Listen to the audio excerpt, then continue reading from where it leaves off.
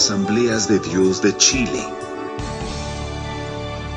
Ministerio Evangelístico Renovando Vidas. Entonces, ¿qué Dios tiene que hacer con su iglesia? ¿Cuál es? Porque, ¿cuántos han visto los memes? ¿Conocen los memes? Levanten la mano los que conocen los memes. ¿Adictos a los memes?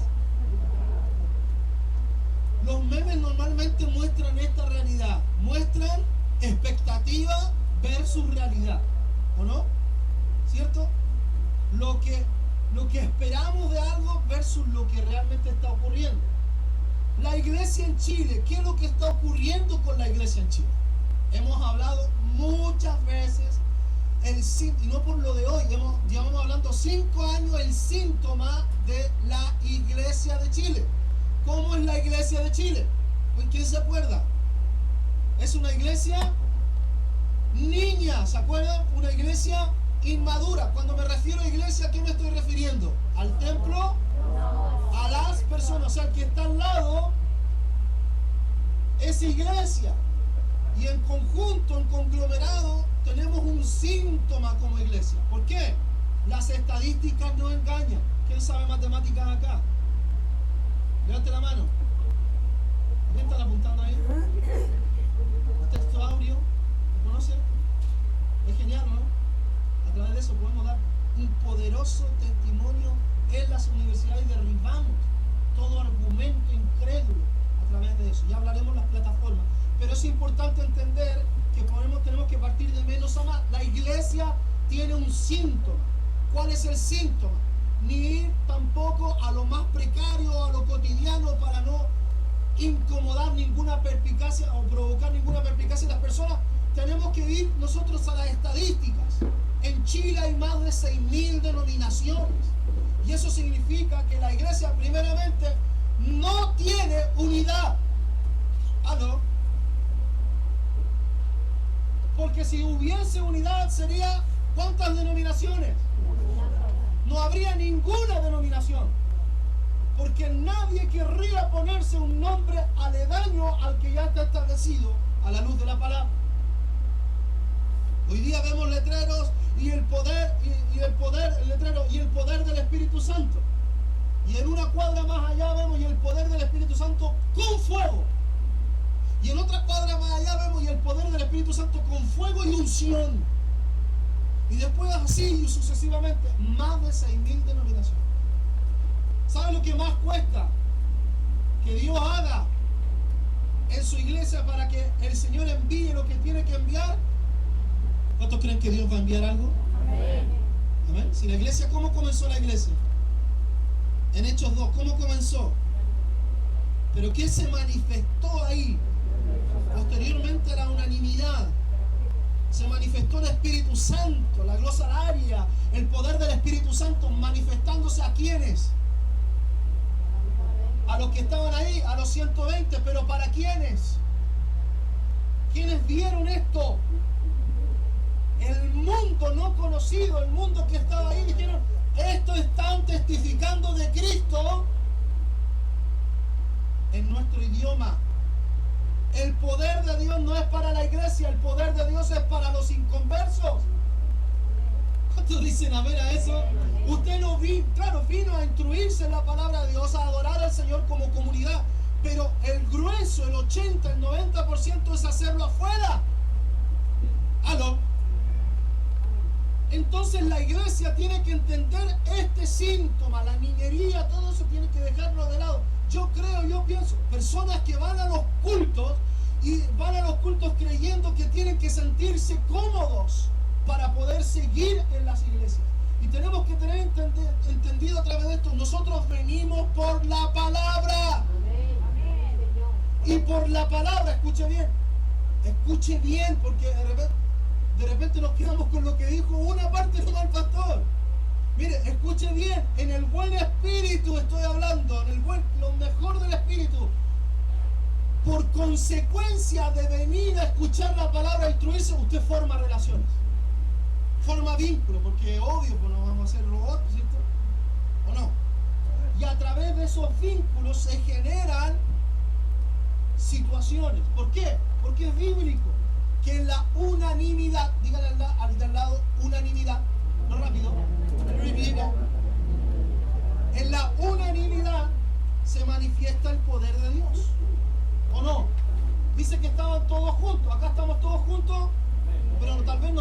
pensando lo mismo.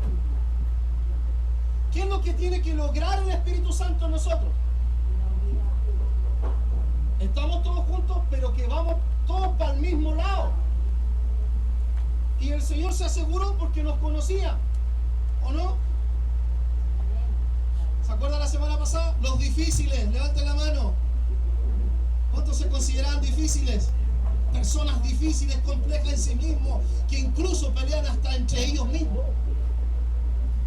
O sea, se mira al espejo y pelea. Imagínense lo difícil que es esa persona.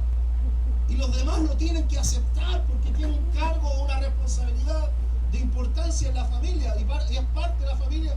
Y hay que amarla porque es de la familia. Como dicen por ahí, la familia es la familia. No se escoge la familia, te llega nomás la familia. ¿O no? ¿Sí o no? Entonces, ¿qué debemos entender? Que a través de esto tenemos que entender la naturaleza de la iglesia.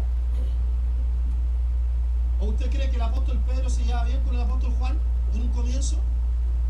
¿Cómo era el apóstol Pedro en carácter, en temperamento, en personalidad? ¿Cómo era Juan en temperamento y en personalidad? ¿Habrán habido alguna diferencia entre los 12? ¿Cierto? Pero ¿qué es lo que los llevó a la unanimidad? Ese es el gran cambio que podemos lograr nosotros, no tan solo lo que estamos hablando hoy en día, sino que un cambio en la iglesia del Señor Jesucristo de nuestro país.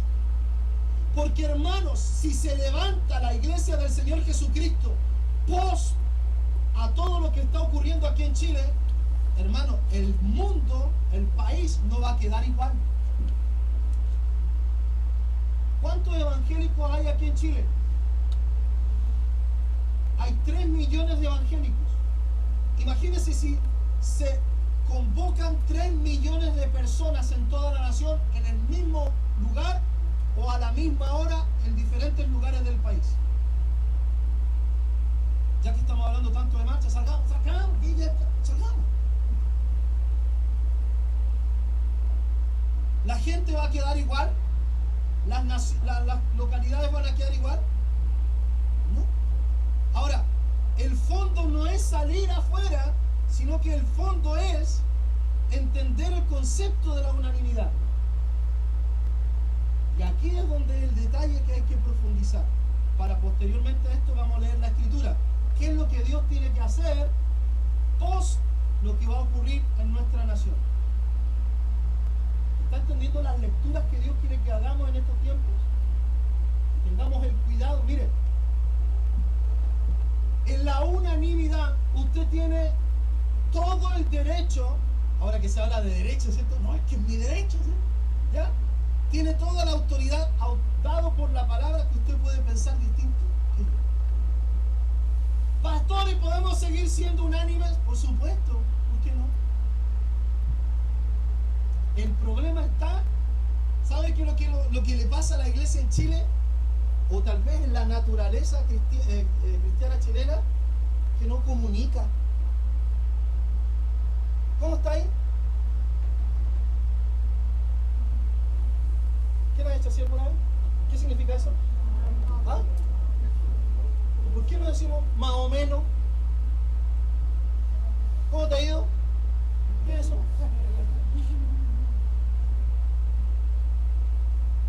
El problema de la iglesia es que no comunica, no sabe sus dones y es inmadura. Imagínense esa mezclita.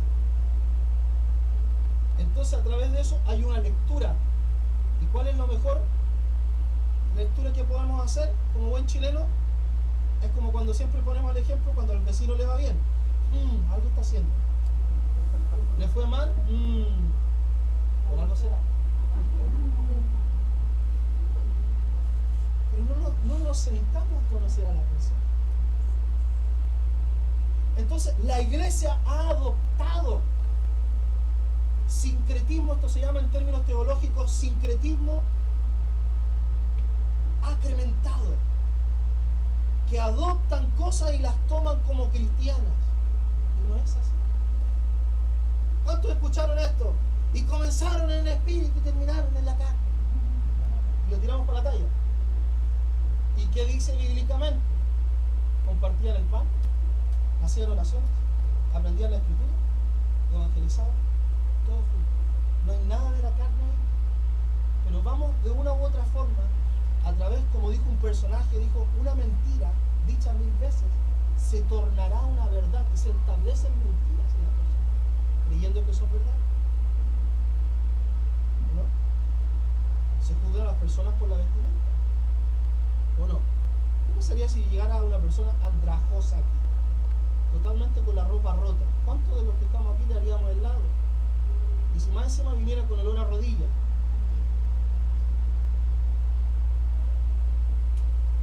No, después le cuento yo cuál es el olor a rodilla. ¿Tendríamos la capacidad de recepcionar a ese tipo de personas con conductas distintas? Es porque la iglesia no se habla en estos temas porque no están enfocados en el tiempo al cual estamos viviendo. Y nosotros tenemos que saber hacer las lecturas. ¿Se acuerdan los domingos anteriores que hablamos de saber ser entendido en los tiempos? Y esos son los conflictos que hoy día estamos viviendo de iglesia.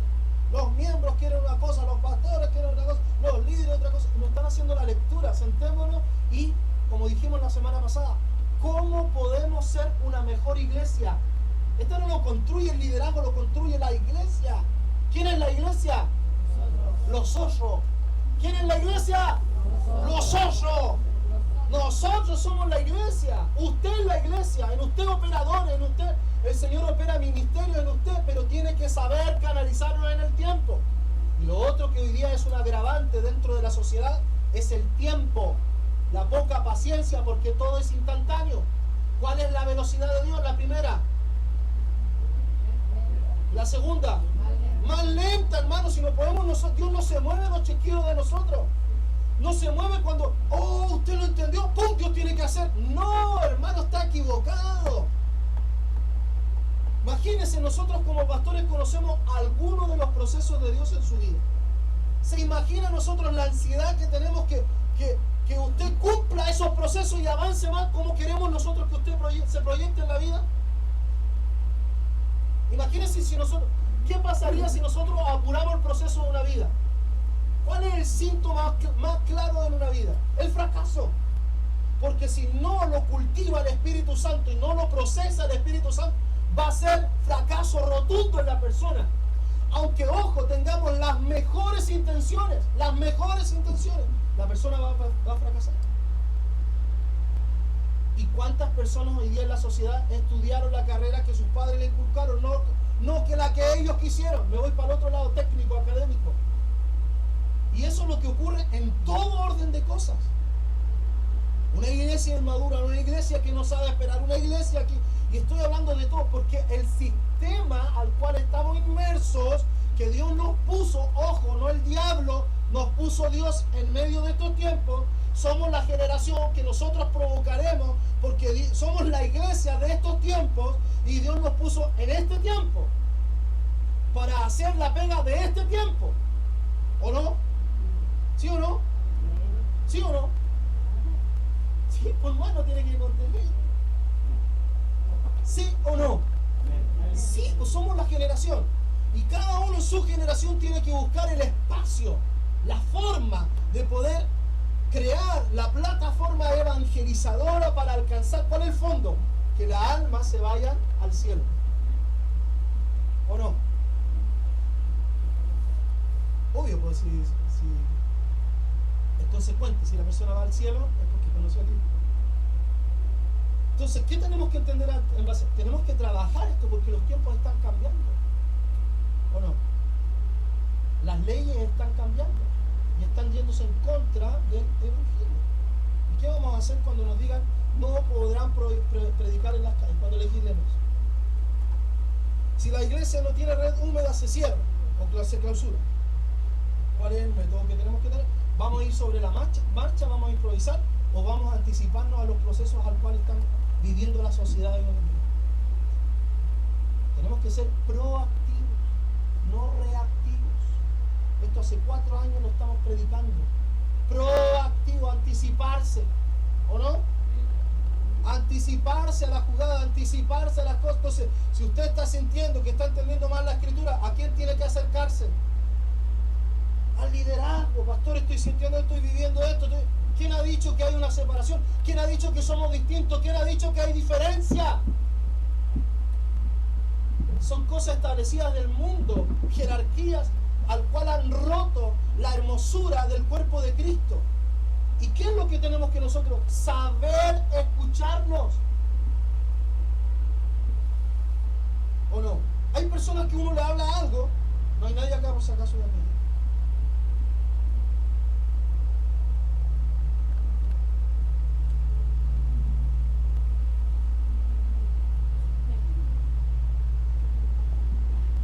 Hay personas que uno le habla y siempre está como a la defensiva. Si nos vamos por el buen camino, como hijo de Dios, podríamos decir nosotros, una persona tuvo un mal pasar en la vida y podemos hacer toda una lectura que siempre ha estado a la defensiva. O hay personas que demuestran que son, se llama mecanismo de defensa, que nos demuestran debilidad. Ahí está esa persona. Y es producto de que algún día determinado en su vida pensó que era débil ante los demás. Y dijo, nunca nadie. Y ojo, si tiene hijos, se lo inculca a los hijos. Los temores se van traspasando. A mí nunca más nadie me va a pasar allá. Y le inculca eso a los hijos. Que nadie te pase allá, que nadie aquí, que nadie está. Y la persona es distinta. Y la persona obedece a una conducta que no le cabe a él. Es como cuando David fue a la batalla y le dijeron, tenéis que ponerte la armadura porque es un gigante. Y iba con la armadura apenas y ahí, porque le quedaba grande, no era para él. Dios le dio sus dones, sus talentos, su estrategia, sus ideas. ¿Quién mata a alguien con una piedra? Levante la mano. ¿Lo haría usted? Y más encima si es 3 veces más grande que usted. ¿Se iría usted a parar con alguien? Disculpe, ¿se iría usted a enfrentar con alguien así? No, imposible. Entonces, hay cosas que tenemos que saber nosotros leer en estos tiempos. ¿No?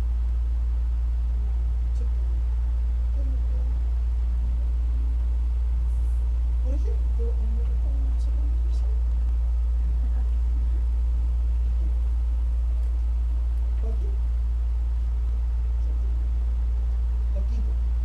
¿cuál es la casa? Paquita. Él es piola. Es de... ¿Sí? No. Pero yo no puedo hacer una... No le puedo decir que cuando me venga a saludar me diga, ¿cómo está, pastor? No lo voy a lograr nunca. Ahora, mi intencionalidad es que él tal vez pudiera algún día decir, no, pero él tiene una personalidad. ¿Y qué es lo que él tiene inculcado en su corazón? Prepararse para presentar defensa del Evangelio en donde esté.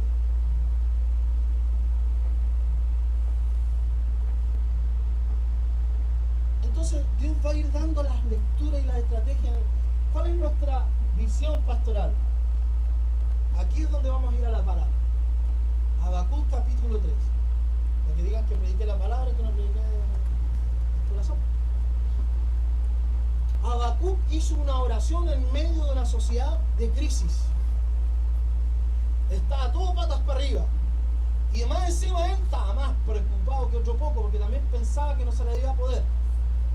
Y él hizo una oración. Habacuc capítulo 3, Antiguo Testamento. ¿Profeta mayor o profeta menor? Ya se me olvidó. Ah, menor. ¿Por qué menor?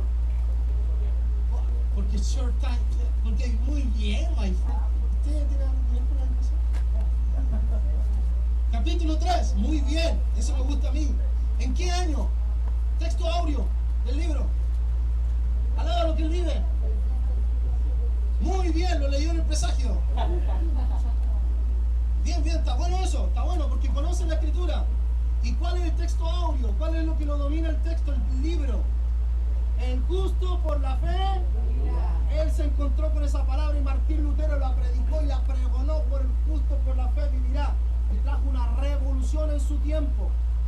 Dios tiene que levantar a Arthur Juan Hus, Wycliffe, a Martín Lutero y varios hombres de Dios más en estos tiempos. Amén. Amén. Y dice así, la oración del profeta Habacuc, del 1 al 3 estaremos leyendo. para entender el contexto. Dice, oración del profeta Habacuc. ¿Lo tienen? Los que no trajeron Biblia, Dios los perdone y pueden leer la pantalla. Esto lo tenemos para los que son cortos de vista y les cuesta también encontrar la letra. ¿Lo tiene? Va conmigo, dice oración del profeta Habacuc sobre qué? Sigionot. Dice, oh Jehová, he oído. ¿Y qué le pasó? Y temí. Oh Jehová, aviva tu obra en medio de los tiempos. En medio de los tiempos, hazla conocer. En la ira, acuérdate de la misericordia. Dios vendrá de Temán y el santo desde el monte de Parán. Su gloria cubrió los cielos y la tierra se llenó de su alabanza. Ahí sigue todo el relato en base a la oración de Habacuc. Incline su rostro, diga: el Espíritu de Dios habla mi vida, mi corazón. Estamos en estos tiempos al cual tenemos que saber hacer estas lecturas. Señor, aquí estamos para oír tu voz. Hemos venido a escuchar tu palabra, a nutrirnos de ella y a ser también parte de la iglesia que usted quiere que seamos en estos tiempos. Ayúdanos, Señor, a comprender, a caminar juntos en la fe y llegar a acuerdos para que se logre el propósito final, la salvación de almas por millares. Señor, oramos para que podamos caminar en conjunto en esta obra. Usted ha dado una visión a esta congregación, a este ministerio. Y en esto estamos caminando en obediencia. Usted ha ido añadiendo y queremos, Padre, que a través de eso también se añadan muchos más para trabajar y a aportar conforme a las gracias y los talentos que tú le has dado en el nombre de Jesús. Amén. Esto es el propósito final de estos tiempos, que Dios tiene que avivar su obra. ¿Cómo podríamos nosotros, esto lo vamos a construir todos juntos, cómo nosotros podríamos avivar a la iglesia en medio de estos tiempos? Primeramente, les dejo algunas pistas. Para poder nosotros edificar sobre algo, tenemos que saber dónde estamos edificando. Entonces tenemos que hacer un análisis o un estudio de mercado de la iglesia. Y ya hemos visto que a nivel nacional somos más de 6.000 denominaciones. O sea, ya tenemos a través de esa estadística, o de la media, tenemos nosotros una agravante. ¿Cuál es el agravante? Que la iglesia es inmadura, lamentablemente negativa. ¿Cierto? ¿Tendrá algo positivo la iglesia? ¿Qué es lo que? Comemos mucho. La iglesia no peca, no fuma, no toma, pero pucha, ¿qué come? ¿O no? ¿Qué síntomas podríamos nosotros arrojar a través de la iglesia para poder, ojo, la finalidad es la salvación de almas? Y a través de eso el crecimiento y el fortalecimiento de la congregación o de la iglesia propiamente tal. Obvio, no vamos a estar nosotros sembrando y el Señor no nos va a estar dando algo a cambio, porque Él siempre da algo a cambio. ¿En qué sentido? No en términos de trueque, pero sí es importante entender que en medio del servicio el Señor añade bendición a nosotros. ¿Está entendiendo? ¿Lo entiende así o no? Mire, por eso es importante hacer este estudio a través de esto, pero más que estudio, conectar, hacer un match o retroalimentarnos a través de esto para caminar bien en el proceso que Dios tiene con cada uno de nosotros. Porque no puedo yo pretender acá, como pastor, dar una palabra pastoral y dándole a entender que aquí van a salir puros pastores. Es ridículo. Incluso me atrevería a decir irresponsable predicar de esa forma. No todos van a ser una pega. O sea, por eso es importante entender el contexto bíblico, que las iglesias no son llamados para. ¿Ha escuchado esto? No, esta iglesia puro evangeliza. Falso, falso, falso. Esta iglesia puro adora. Mentira. Esta iglesia pura misiona. Falso, no es así. El desarrollo de la iglesia es integral. ¿Está entendiendo? Y si la persona que está a cargo no entiende eso, no va a entender otra cosa más. Entonces siempre va a andar topando. Entonces, somos más de 6.000 denominaciones. Algo negativo, iglesia niña. ¿Cómo podríamos nosotros quitar la inmadurez de la iglesia?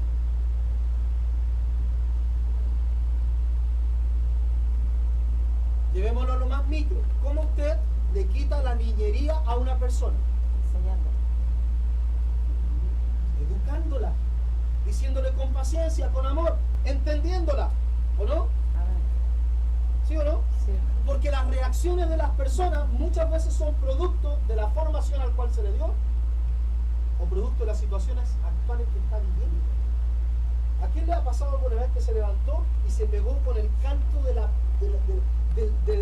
y nunca pasa, pero se pegó justo en la punta de los dedos con el borde del velador? Y se baja y ¡pum! Se pega con alguien que dejó algo botado. ¡Oh! Y usted se va así al baño. Y abre la ducha y se le acaba el gas. Está con todo el champú en la cabeza. Y los que se afeitan se van a aceptar, ¡pum! Y se va un bistoco se saca. La hermana. ¿Qué pasaría? ¿A quién le ha tocado el día malo? ¿El día malo es bíblico? Sí. Es bíblico, ¿no? ¿Qué dijo el apóstol Pablo que había que hacer por eso? ¿Qué hay que hacer cuando es el día malo? ¿Qué hay que hacer? Con voz alta nomás. Vestirse. ¿Qué es lo que es eso? Orar. Orar por el día malo. ¿O no? Si tenemos todas las herramientas, hermano, el tema es que no las tomamos. Amén. No las agarramos, no las ejercitamos, no las trabajamos.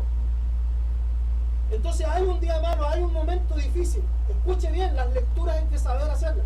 Pero ¿quién puede hacer esas lecturas correctas? El que está lleno del Espíritu Santo. Amén. Nunca va a entender a una persona si es que no está lleno de Dios. No puede hacerlo. Va a juzgar rápidamente, va a inclinar. ¡Pum, pum, pum, pum! Nosotros tenemos que enseñar, esto es, esto no es, pero también detrás de eso hay una educación, una formación. Las personas no reaccionan así como así porque en cierta forma quisieron hacerlo. Tal vez no saben que tienen que reaccionar de esa forma, porque no ha sido educado. Pero es importante entender a través de esto que el Señor Jesucristo enseña, educa, guía, controla, sana, restaura, proyecta. El Señor tiene todo un complemento, un equipamiento para nuestra vida. No es tan solo tener conceptos en nuestra mente, sino que esto tenemos que llevarlo dentro de nosotros, internalizarlo. Y a través de eso nosotros, incluso hay lugares y plataformas al cual muchas veces no vamos a poder hablar del Evangelio, no vamos a poder decir textualmente los versículos, pero por medio de nuestro testimonio. Este ejemplo siempre lo pongo. En la universidad, ¿cómo se testifica? A ver, primeramente levanten la mano los que están en la universidad. Ya, aquí nos vamos a agarrar de cogote a todos. ¿Cómo se testifica en la universidad? ¿Cómo? Con las notas.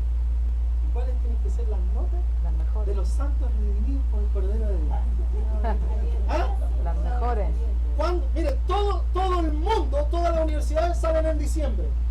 Los hijos redimidos por la sangre del Cordero, ¿cuándo salen? Noviembre. ¿Por qué? Se eximen. ¡Eso, bien! ¿Cuántos se exhiben? ¿Cuántos se están exhibiendo? Oh. ¡Mime! ¿Ah? Expectativa, Salen me en exhibí, enero. sale caminando, me exhibí en noviembre, realidad. En enero. Con todo el calor transpirando. ¿Sí o no? ¿Se da cuenta? Que la forma es distinta en diferentes lugares. Toman en cuenta a un universitario, a un alumno, a un compañero que tiene puro 7 en un ramo que a todos les cuesta. ¿Lo escucharán cuando hable? Sí. Es distinto, ¿no? ¿Y quién crea esas plataformas? ¿Quién permite esas plataformas? Ahora hay ramos que son del diablo, ¿no? ¿Sí o no? No nos pasa nunca. ¿Sí o no? El que pasa con el 4-1, así como, y es como un 7 en la escala. Pero es importante entender que hay diferentes plataformas en la vida. Y por eso es importante, el texto que acabo de leer es la oración que hizo Habacuc, un hombre de Dios en medio de un caos, pero pidiendo algo totalmente distinto. O sea, en otras palabras, la iglesia, ¿cómo tiene que ver esta situación del país? Tiene que verla de esta forma. Es una oportunidad única que Dios nos está dando para levantar el nombre del Señor Jesucristo en alto con poder y autoridad. Es la oportunidad que Dios nos da. Es la oportunidad donde más señales y prodigios Dios va a hacer. Lo exterior para que los demás vean. Es la oportunidad donde tenemos que ir afuera, terminar, no hacer más culto aquí, sacar la silla afuera y compartir con los vecinos una bebida, un jugo, y decirle qué opina usted de la iglesia, qué le parece, qué le gustaría a usted que la iglesia hiciese para que usted se involucrara en esto. Algunos dirían, pero ¿cómo no vamos a hacer culto? Hermanos, hemos hecho 85,000 cultos y la comunidad no nos conoce. No nos conoce. Lo otra vez hicimos la estadística, por amor a los que no estaban, los chiquillos, hicimos la estadística. En Santiago hay 1 millón de evangélicos. Si el Señor viene, ¿se nota en 7 millones? No. ¿Se notaría? ¿Quién se fue? ¿Se fue el Luchito? ¿Quién es el Luchito? ¿En Santiago se notaría que se fueran 1 millón de personas? ¿De 7? No. Aquí en nuestra comuna, ¿cuánto hay? ¿500? ¿600 evangélicos? ¿Se notaría?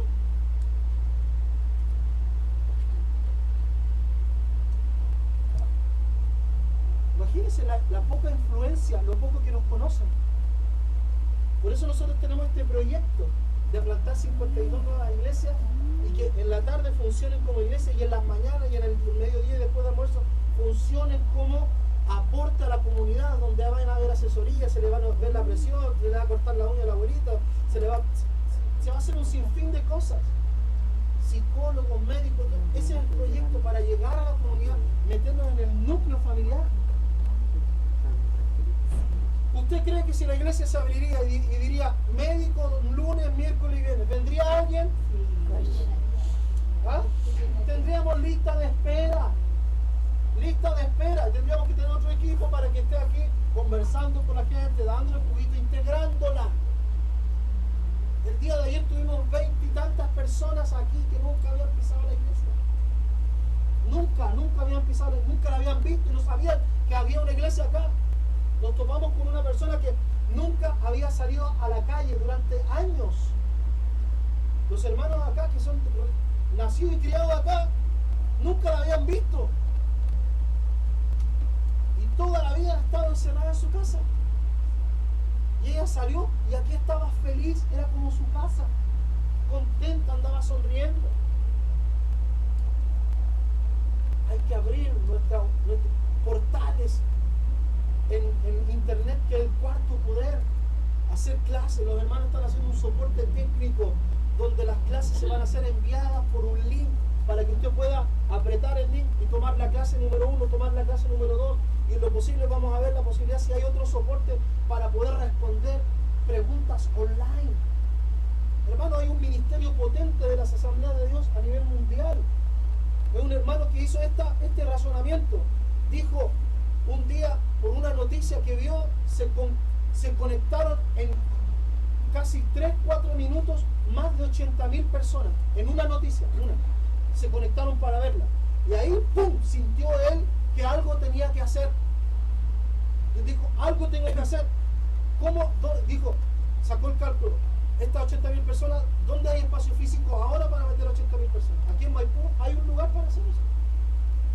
Si se convirtieran de 1 a 80,000 personas, ¿está la capacidad acá? ¿Porque un espacio físico para congregar? ¿Los equipos, los parlantes, todo eso? No. Y mire lo que hizo este hermano.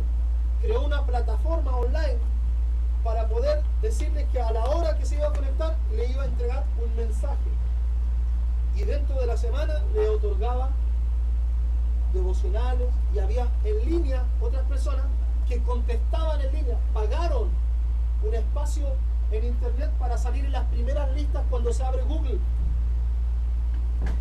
Entonces, ¿cuáles eran los testimonios que contaban? Jóvenes, adultos, que estaban pasando problemas, decían, antes de suicidarme, de quitarme la vida, voy a pasar un momento por las comunicaciones, por todo el tema de online. Y se metían, ¡pum!, y se encontraban con el link. Este estudiante de esperanza, una palabra en el espíritu, que le llegaba en el momento, porque cuando la persona se quiere quitar la vida, tiene pensamientos oscuros, no encuentra una salida. No encuentra salida, todo es negro, todo está cerrado. Y ahí es donde necesitamos aquellas ideas brillantes que pueden llegar al corazón. ¿Por qué les digo esto? Porque después la gente va a pasar encerrada. Los condominios ya cada vez están más herméticos. ¿Cómo llegamos a un condominio? Tenemos que ser familiar de, o tenemos que ser propietario de. No hay otra forma. No podemos ir nosotros, su nombre lindo. El guardia le va a decir, ¿qué va a decir? ¿Qué va a andar? No, es que vamos a... No, es un lugar privado. ¿Saben? No puede por normas establecidas. Tal vez se podrá hablar con el administrador y en algún momento se podrá hacer alguna actividad, pero no va a ser siempre. ¿Cómo llegamos a esos departamentos? ¿Cuál es la estrategia que debemos utilizar? ¿Se da cuenta? La iglesia tiene que avivarse. ¿Cómo avivamos a la iglesia? Primeramente tiene que ser espiritual. No hay otra forma. Él va a dar las estrategias. Amén. Una persona llena del Espíritu Santo está llena de ideas, llena de, de obediencia a lo que Dios tiene para su vida y está lleno de paz. Por eso es importante establecer los canales al cual la persona puede ser guiada. ¿Cómo podemos nosotros guiar a una persona que está egresando de la universidad? ¿Cuántos jóvenes hoy día están en la universidad y no saben cómo conectar su carrera con el Señor?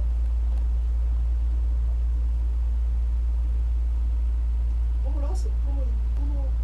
¿Cómo sirvo yo en la iglesia? Si aquí solamente sé los que le han enseñado que la iglesia es el edificio, no las personas. Y eso es lo que pasa en la iglesia. No se ha educado a la iglesia. Imagínense cuando estuvimos en Madrid en la convención, un hermano evangelista dijo, nosotros trabajamos en base a hartos equipos. Yo con mi equipo llego al lugar, a la tribu africana, predico con plataformas a la antigua, predico parlante, hago el llamado y le entrego a las personas que aceptaron a Cristo al pastor. Después de eso llega otro equipo, yo me voy, estoy 7 días ahí, me voy a otra tribu, llega otro equipo y llega y les pone agua. Les pone agua, porque ellos caminan 7 a 8 kilómetros para ir a buscar agua. Entonces, en la aldea les ponen agua. Imagínense, yo me ponía en el caso cuando ese joven o esa joven o ese hermano que hace el hoyo, porque hay que saber el hoyo, hacer el hoyo, ¿o no? Ustedes saben que debajo de la tierra hay ríos subterráneos y hay que saber hacer esas lecturas. Imagínense si no sepa hacer un hoyo en todos lados. ¿Se dan cuenta? Imagínense, pongámonos en el contexto que ese joven o esa señorita está en el culto de su iglesia y Dios está llamando a las misiones